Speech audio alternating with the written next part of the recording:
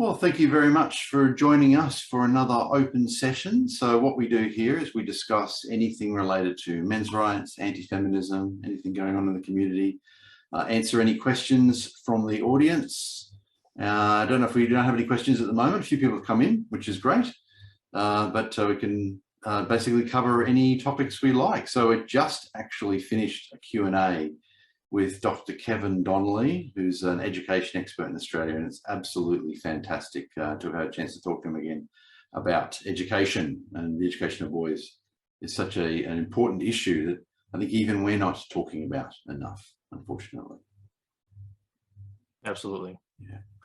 So, I mean, it's probably a good, not a bad place to start. I mean, we had a few people actually, such as Carl and Douglas, who were in the session, last session, and we were talking about issues with education in the UK and so forth versus Australia.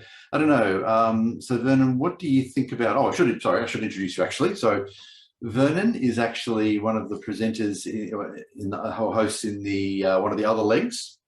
And and so we have a UK leg, a United States leg, and or a North America leg, and an Australian leg. My regular co-host, Natalie, is unavailable. Mysteriously, she did appear in the session just a moment ago and then disappeared. I'm not quite sure why, but she's unavailable for the next hour. Anyway, so Vernon has kindly offered to come in and have a chat. Yeah. So I guess I'm just interested in what your thoughts are on education in the US, in particular how boys are, how they're going. What were your experiences in the US education system? You're talking about my personal experiences as a student, or just something I'm observing nowadays? Actually, both, really. Well, so my education per se is actually kind of unique, since I was actually born in Japan, right? So up until the sixth to the sixth grade, I was in a Japanese elementary school. I was actually kind of partway through the sixth grade. I don't know how the grades are measured in Australia, so I don't know how analogous they are. But then once my family moved to the United States in Florida, I had to start the sixth grade over again because they were starting then. So they're starting that grade. So I had an unusually long sixth grade. Well, it could be because of my own preteen perception at the time, but that's not really something we really think about, in terms of the anti-male bias, if it exists, that kind of thing. And well, I would say that, yeah, like there's more perceived lack of control of males because of how less easy they are to handle in the classroom. And it's very frequent that, boys are often disproportionately getting into trouble. Sometimes, even if they aren't instigators of anything like that, sometimes they might just try to be defending themselves from asinine things that happen to as kids. That kind of stuff happens among other kids. But yeah, it's just a really, like, judgment tends to be kind of sweeping. It's like if a fight starts, no matter who starts the fight, like everybody gets punished, that kind of thing. Yeah, it's just a very bad mindset that can disillusion people, I think. Yeah. And now talking from what I'm observing in the schools nowadays, I think CRTs, it's my understanding it's creeping up, and I'm learning much more as an adult about these double standards about grading. The same tests could be graded lower if you're a boy, that kind of thing. We've touched on a few of those subjects in the talks that Chris and I had during this conference. So I think that's a good summation I can give at this point. So that's a really good point, actually. You're mentioning about CRT, critical race theory, which of course is part of critical theory, and there's also critical gender theory, which is another aspect of that, where essentially they take the same concepts. By the way, a little bit earlier for me, I'm drinking a coffee actually in my giraffe mug. Right. Yeah. So yeah, and it seems to be that critical theory is really coming into the American school system, or at least that's the way it seems to me. And I don't know, do you think there's much of a pushback against it? Well, that's the part I wish I'm observing closer, because I don't have children. right? Yeah. So I'm not really seeing that experience through my kids. I mean, there are some friends I have with children that for some reason are enrolled in school, but you know, I think they don't understand the magnitude, I guess, of what's going on. Yeah, I have a few friends that have kids in school, and well, I wonder if it's something that they're afraid to speak up about. I think you're probably right, actually, that they are actually afraid to speak about it, and a lot of people aren't recognizing the magnitude. We've had interesting conversations about that. I mean, I talked to Bettina Arndt a couple of days ago, and we were talking about the silent majority, and we agreed that it's time for them to be a little bit less silent. There's a fair number of people out there who do see there's at least some problem. Maybe they don't recognize how bad it is. It's about time they really stood up and said something about it, I think. Yeah. No, I did see that talk with Bettina that you guys had. So it's great. So it's actually given that you did spend essentially, I guess, half your schooling in Japan. That's probably gives you an interesting opportunity for some comparison too, in terms of how the school systems work. Well, I guess, as predictable, like stereotypically predictable, things are a tad on the stricter side, and when it comes to Japanese schools, right? And like punishments and scolding, that can be kind of harsh. Standards are kind of higher. And one thing I see a lot is, well, I can't play with any of my, well, not any, but a lot of my friends, because they're usually in cram schools. I can't hang out today. I've got to go to cram school, right? And so there's a lot of, so this might not be a school problem per se, but it is a social pressure for, I guess, for lack of a better term, competitive kind of mindset. You got to get everything in and get out there and be successful. There's a lot of pressure there. It's kind of branching off from an education problem to like a salaryman and living in Japanese society problem. Yes. But I think my point is well made enough. Do you get what I mean?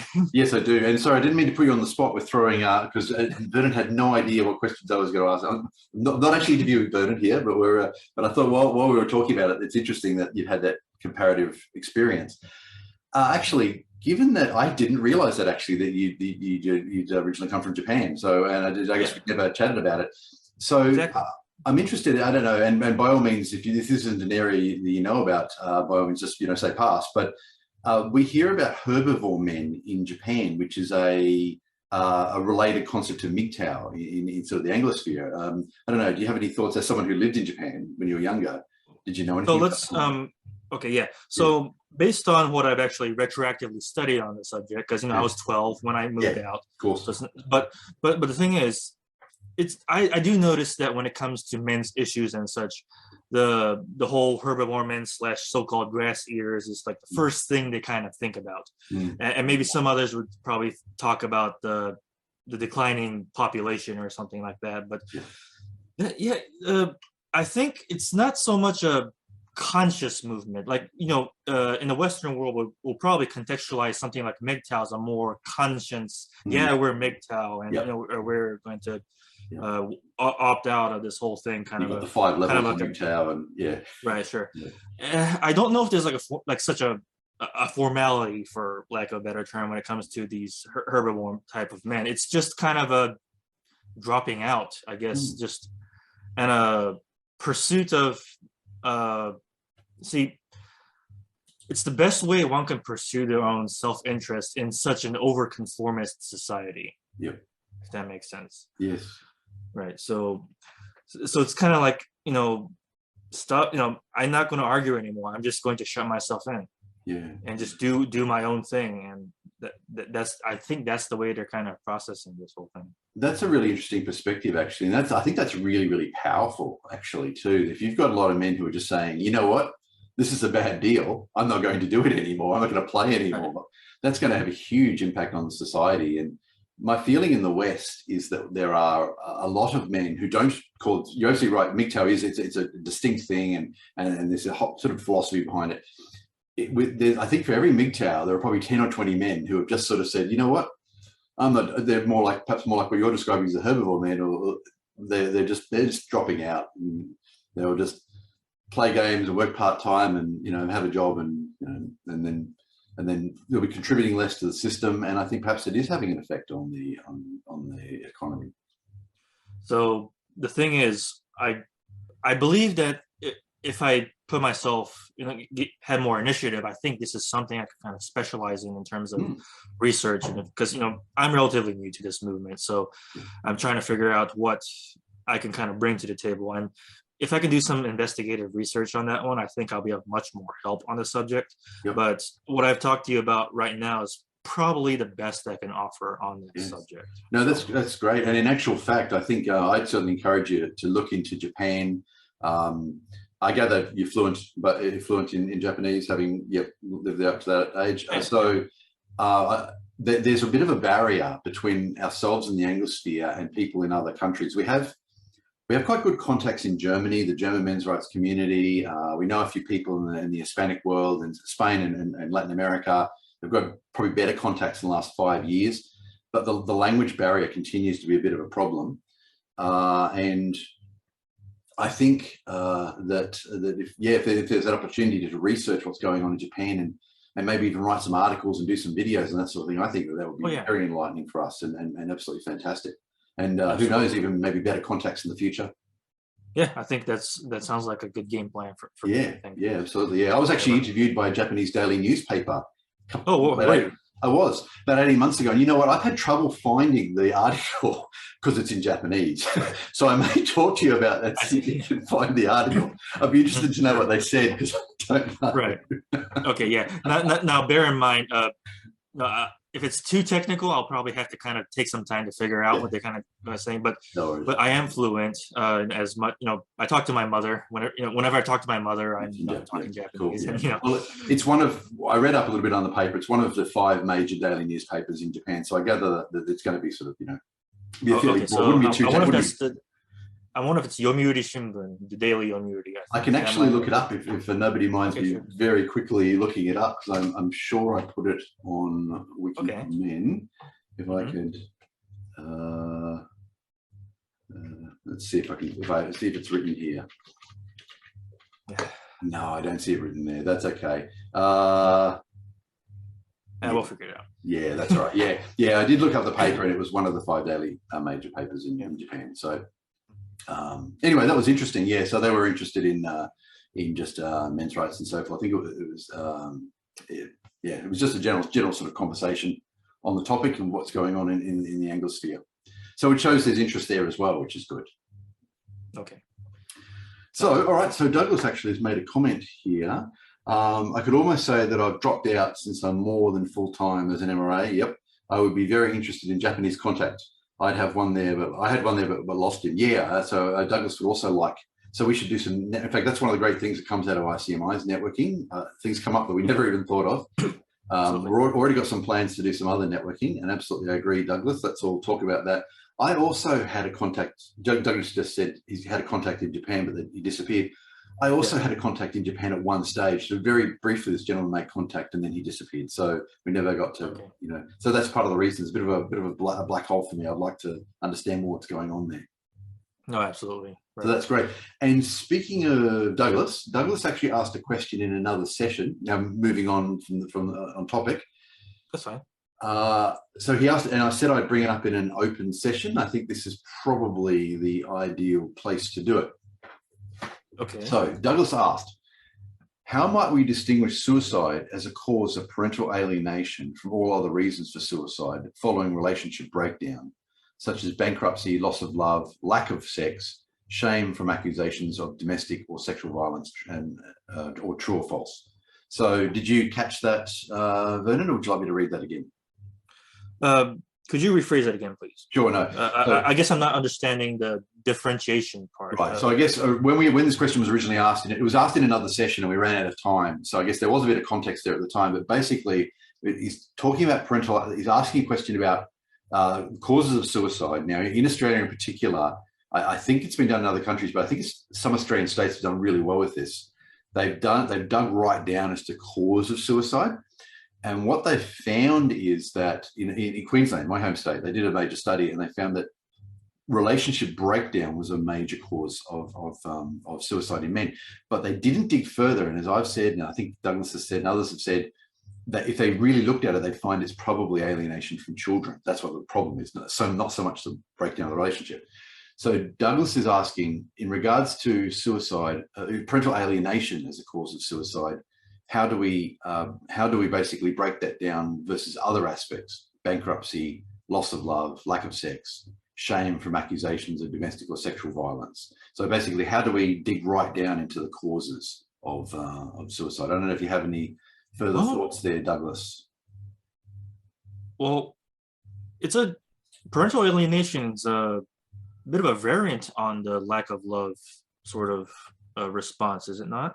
Well, I think you're probably right, because it could be hard to separate some of those. I was thinking that too. It could be hard to separate some of those issues out. I mean, things like, if anything, I'm thinking of the commonalities more than the differences. Yeah, so. Yeah, that's right. So bankruptcy would be probably pretty easy to separate from the others, but a lot of the others, like loss of love from, they're not able to have that contact with their children. They're being subject, and a lot of the people who are victims of parental alienation are going to be accused of domestic and sexual violence, and so I think it's going to be hard. I guess the answer would be pretty hard to actually separate them out. Exactly. If I have any understanding of a mind of someone that wants to die, it's so kind of in parallel to this lack of love, it's more like a lack of acceptance as well, kind of a lack of recognition of your own existence, his own place in the world. It's basically an existential crisis, I think. Yeah. Right. That's the way I'm probably. It's being excluded, like you think he's being excluded from that role, he's being excluded from the role of a father. Right, yeah. And basically facing a crisis, like a mental contradiction of his place in the world. Like, like almost like he doesn't deserve to be here. Yes. Douglas Walsh just said, addressing me, it's most commonly a lack of purpose and place in the world. Yeah. Yeah, yes. I think that's probably a good point. So we've had a number of videos in ICMI on parental alienation. So if that's an area particularly people are interested in. So there's some have already played and one's going to play. Amanda Sillars, who is a fellow Queenslander, that's the Australian state, so a fellow Queenslander. She's, I know Amanda, she lives actually not far from me, and we meet up quite often. And she heads up an organisation called the Eeny, Meeny, Miny, Mo Foundation. And that's an organisation that is advocating for victims of parental alienation. Amanda herself is a victim both as a child and as a parent of parental alienation. So their focus is gender neutral, but it's interesting that they often find themselves in alignment with us. And so Amanda and I are friends, and we often work together on stuff. And there's another lady by the name of Jan James in the UK who's doing fantastic work over there. We had organised separate videos for the two of them. So the UK leg had Jan, we had Amanda, we did our videos. And then I got the idea, let's get them together. So we did only about 3 or 4 days ago, we did a very impromptu session where we got Jan and Amanda in a third session, and that'll be playing on the weekend towards the end of the conference. All right. Yeah. So we do have 3 sessions there on that, plus the Q&As and so forth. So let's see, we've got a comment here. Now, Dan said, I set up a co-op house in the early 70s, and one of the people there was a member of the Socialist Workers' Party, which met in our living room. They denounced the women's movement as individualistic and bourgeoisie, and instructed their people to correct everyone who said women's movement by substituting the word feminism. Since then, I have been studying how Marxists have hijacked or derailed every reform movement, going all the way back to Marx derailing liberalism. In each case, they actually saved the real privileged elites. That's a really interesting comment from Dan Sullivan there, because this is something I've actually been looking at myself. Now, I've got some thoughts on that. Vernon, do you want to speak to that, or are you happy for me to jump in on that? Well, I can only think of this one remark. These people, the Socialist Workers' Party at the time, denouncing the women's movement as individualistic. I think they're giving the women's movement a little bit too much credit. Because, nice. Yeah. I mean, I don't think individualism is a downside, and well, I don't think the women's movement was that. So. Yeah, I think you're right. Actually, I think this is a very good point. So this is I think really interesting. It's something that I've become a little bit more aware of just recently. So there tends to be an assumption. Now, I'm not a conservative at all. Okay, in fact, I used to call myself left. I don't call myself left anymore because I'm too disgusted with what the left has become. I see. But, sure. Right, but I'm not right. Okay, and if anything, I'm probably a classical liberal. Would be the best. If you had to categorize me, probably classical liberal would be the way to go. I classify myself as libertarian. So. Right, fair enough. Yeah. So, and I think I'm socially libertarian and partially economically libertarian too. So anyway, so interestingly enough, though, I did a speech at an event here in Australia. It was widely publicised at the time. It was called the March for Men. It was in 2018. And so the Victoria Police, the state police, had to protect us from the protesters. I was standing on a stage and had 500 or so attendees surrounded by police, a wall of police, and it was quite surreal in some ways. But because Australians are much more likely, Australian feminists have been more likely to protest online than in person, unlike in some other countries. So anyways, this was a bit surreal for us.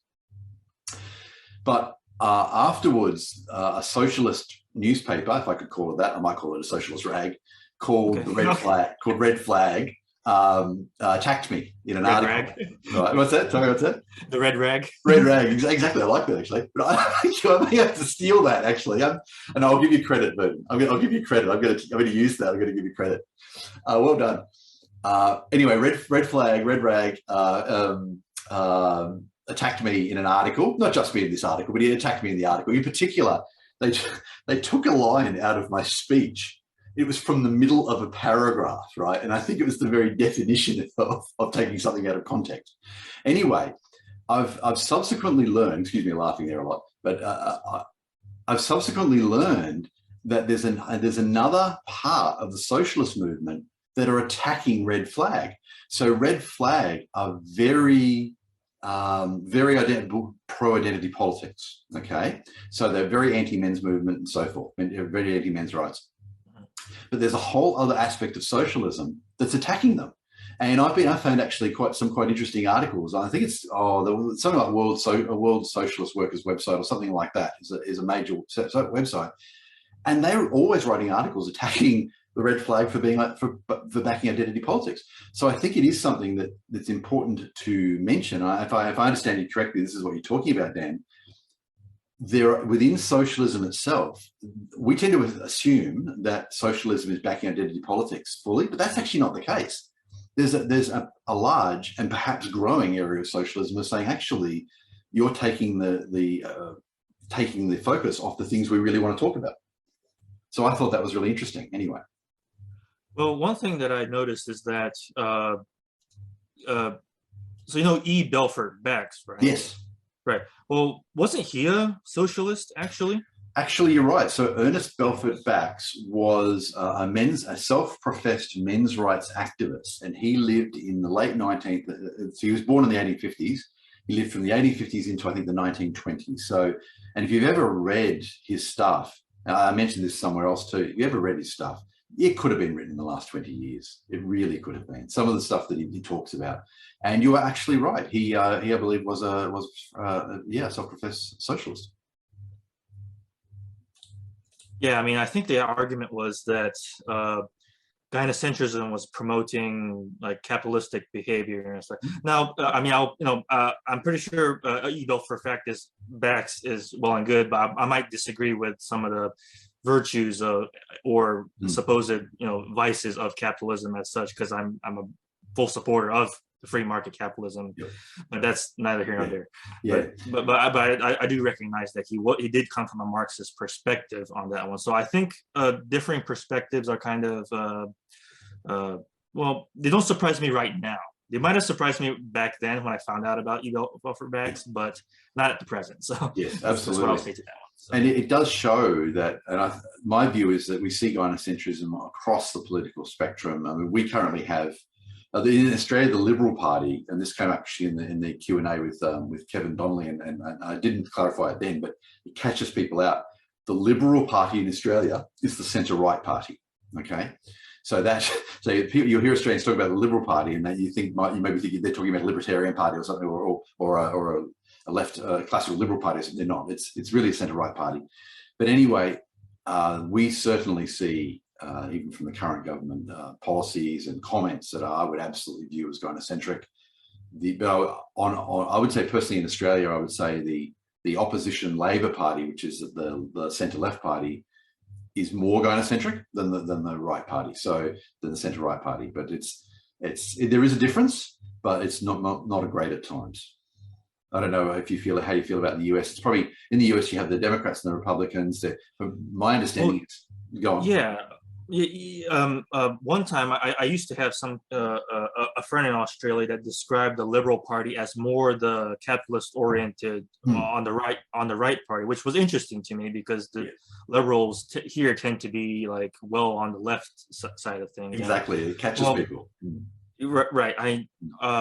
With the Democrats and the Republicans here, it's like the Liberals range from anywhere from get rid of capitalism to some capitalism is okay, but it must be heavily regulated or it's not going to be fair. That's the kind of attitude that they have. Yes. And here's the thing about the conservative side is that they're not much of an improvement over that kind of mixed economy attitude. That's an editorial here. I don't know if anyone really agrees with that, but.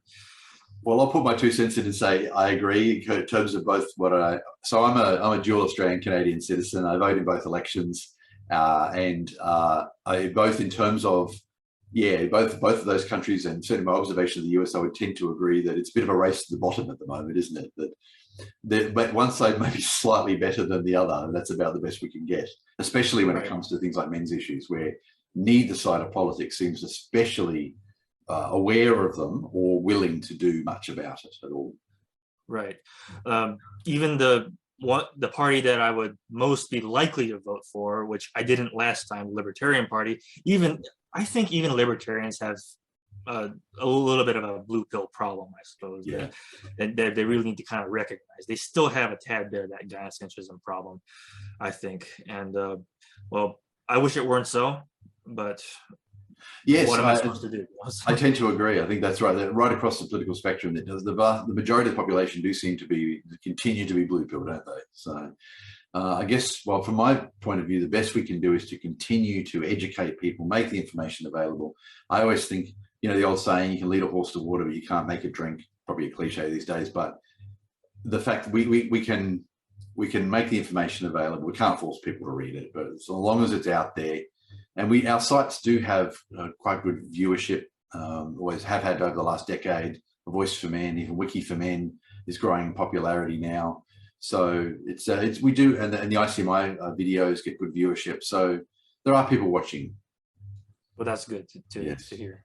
So Dan has a comment. He said, Americans never knew what liberal meant, but they knew they hated socialism. So socialists called themselves liberals. Yeah. So. Yeah. I mean, I suppose that makes sense. But I guess by the time I was in college, socialism was supposed to be this really noble, good idea that some people used badly or something like that. Yeah. Right. And I think sadly, it still has, outside of National Socialism, the socialist labels sounds like an underdog to these kind of people, and it's still not as maligned as, say, Nazi. Even communism still enjoys some kind of popularity around these parts, I think. Absolutely, and if anything, I suspect it is on the rise, which concerns me because of aside from the economic aspects, the loss of individual freedoms and the imposition of control by the state. I personally find very concerning the loss of freedom of speech, for example. I think that history has shown us that freedom of speech is an absolute essential freedom to protect all other rights. So Dan goes on. By 1990, everyone had forgotten that the original progressives were free market anti-monopolists. So socialists started calling themselves progressives. Interesting. So it's basically arguing there that there's been a realignment of the terminology, which I think I would tend to agree with. That what something means in one decade or century can be quite different to what it may mean down the road. That's true. Right. But I kind of like to kind of tackle certain words by kind of in a very granular sort of way. Like when you say progressive, then I would respond, well, progress towards what? Define the what that we're trying to be progress for. And I don't get a satisfactory answer a lot of the time.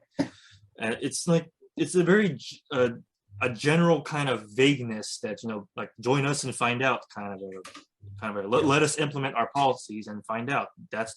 But you know, whatever we're doing, we're making progress. And by then it's too late to do anything about it. Exactly. Right. That's a really good point, actually. I hadn't really thought of that, actually. Yeah, sorry, what are you progressing towards? And they don't actually answer your question. The feminism in general tends to be, and the whole sort of woke movement tends to be fairly broad on very, very vague claims and have little in the way of hard definitions. Try finding a definition. If anyone finds one, I'd really love to see it. Try finding a hard definition of toxic masculinity from anybody who advocates for it, right? The only characteristic that anyone will say definitely links to it is stoicism, right? And stoicism, in my view, is a double-edged sword. Stoicism can be destructive. Stoicism is a characteristic that's more likely to occur in men. And stoicism can be destructive, but it can also lead men to greatness. That's the way I put it. So, go on. Yeah, well, stoicism, I think, tends to be misinterpreted a great deal. Most people seem to think it is no emotion or complete suppression, basically unconditionally, of emotion. But I process it more as knowing when to use that emotion. When is emotion appropriate?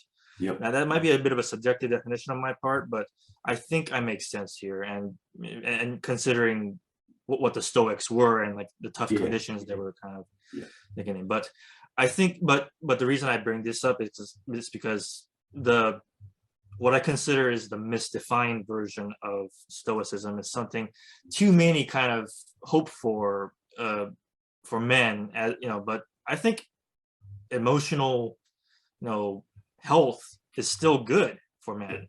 In fact, it's probably the best thing for men, instead of just waiting to be disposed of and not complain about it. Absolutely, and that's fundamental to male disposability, isn't it?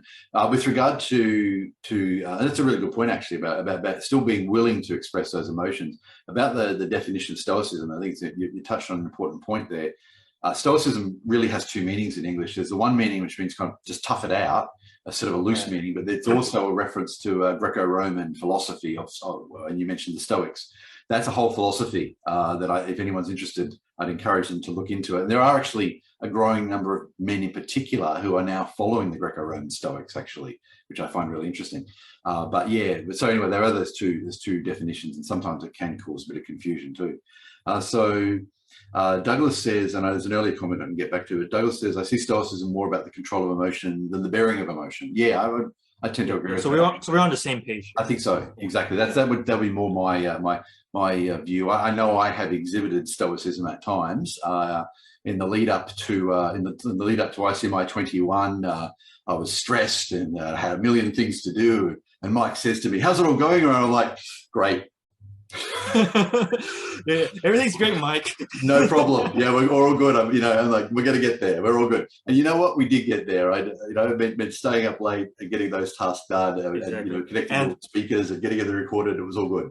We got there. Yeah, and what we're doing right now is a bit of a testament to what we're saying about the emotion, because we're enjoying the hell out of ourselves right now. We know, I know how to drink, and it's like we're just having a good time. Expressing emotions with health. That's right, and that's unabashedly. Yeah, and I do think that there is this forming idea that we seem to be on the same page here, and I think that probably more and more people are getting that you can be stoic, but there are times when you need to. It's okay to show your emotion, but men will continue to probably stay focused on things and push things across the line and make it happen and so forth. But you still should maintain your health, and when you feel it feels appropriate, express emotion. Absolutely. Right, yeah. My wife's been doing some reading on the Stoic philosophy, and what she told me is that one way of expressing of kind of encapsulating stoicism is like don't fret so much about inevitable things. Like death will come, so accept it gracefully. Like not indifferently, but with some kind of preparedness, and deal with it in that kind of way, because we're all going to die someday, and it's an inevitability. Perhaps to recognize that there are some things you can control and some things you can't control, and worry about the things you can control. Yeah. And I think I agree. Actually, that's a key point, and I think that it is something that can help people with anxiety and so forth. Recognizing sometimes control is just an illusion in life. We like to think we control a bunch of things, but there are a bunch of things we have no control over. Exactly. Right. And you have to just get on with life. So just I'll make a comment. Dan made a comment earlier. We were talking about progressives. Progressive came from Henry George's book, Progress and Poverty, particularly the chapter, The Law of Human Progress. It was that progress was cynical rather than linear. Cyclical, not cynical, rather than linear, and was greatest when there was maximum freedom and equality. That's interesting, actually, because the progressive movement today is really associated more with oppressiveness and limiting choices and telling people how to act. Very good point there, Dan. So we're starting to head up close to 40 minutes. We actually have another open session after this one, I believe. Vernon, you're welcome to join us again. That would be great. It's up to you, though. I'm not sure what time it is there at the moment. Okay, well, if we're doing an open session again, are we just staying on the same stream, or just we had to hop onto that one? You're going to disconnect, process it, and then have another one, and Natalie will probably be joining us for the next one. Okay, sure. Yeah. I'll see if I can make that one. I probably could. Yeah, no worries at all. That's great.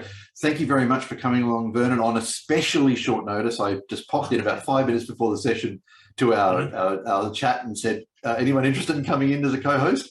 So that's great. Thank you very much for that. Absolutely. Thank you, everybody. We'll see you again soon. All right, see you then.